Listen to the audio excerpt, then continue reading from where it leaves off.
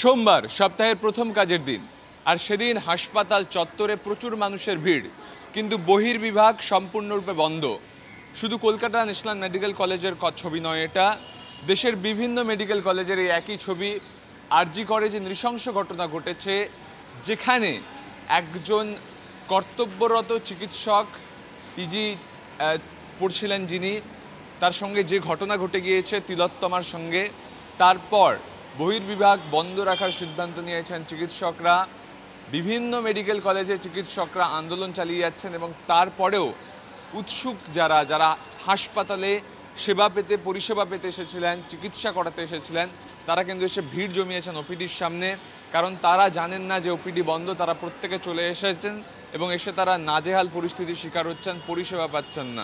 কোত্থেকে এসেছিলেন? খানাকুল থেকে। খানাকুল থেকে? হ্যাঁ।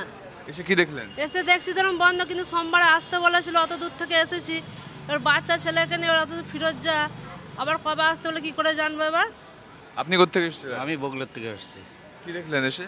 এসে তো দেখছি বন্ধ সব। সমস্যায় পড়লেন? হ্যাঁ, সমস্যায় পড়ে গেছি। আপনি কোত্থেকে আসছেন? ডোমকল থেকে। এসে কি দেখলেন? এসে বন্ধ, হঠাৎ এসছি, প্রথম এসছি এবার। আচ্ছা, তো সমস্যা হয়ে গেল তো এখন? সমস্যা আবার কবে খুলবে আমরা তো কিছু বুঝতে পারছি না।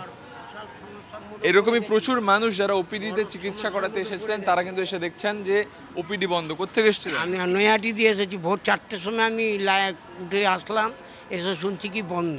তা আমাকে এর মধ্যে আসলাম তো বললো সোমবারে খোলা হবে, আপনি এসে এন্ট্রি করে ডাক্তার দেখাবেন। এখন বলছে বন্ধ। আপনি কোত্থেকে এসেছেন? চিটাগড় থেকে স্যার এসেছি, আলট্রাসাউন্ডের জন্য এসেছি। এবার এখানে এসে দেখছি কি শুনছি কি মানে খবরে পড়েছি কি আসলে বন্ধ হবে নাকি। দেখুন একবার দাঁড়িয়েছি, যদি কি হবে কিছু বোঝা যাচ্ছে না স্যার। প্রচুর মানুষ যারা ওপিডিতে চিকিৎসার পরিষেবা নিতে এসেছিলেন, ডাক্তার দেখাতে এসেছিলেন, তারা কিন্তু এসে নাজেহাল পরিস্থিতির সম্মুখীন হচ্ছেন।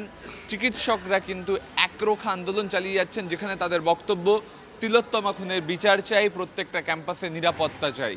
তিলোত্তমা খুনের বিচার না হওয়া পর্যন্ত, সঠিক বিচার না হওয়া পর্যন্ত, এক বা একাধিক ব্যক্তি যেই জড়িত থাকুক না কেন তার শাস্তি না হওয়া পর্যন্ত তারা কিন্তু বিভিন্ন পর্যায়ে তাদের ওপিডির সহ অন্যান্য যে আন্দোলনগুলো, ওপিডি বন্ধ রাখা, তৎস অবস্থান মঞ্চ খুলে বসা, এই আন্দোলনগুলো তারা চালিয়ে যাবেন।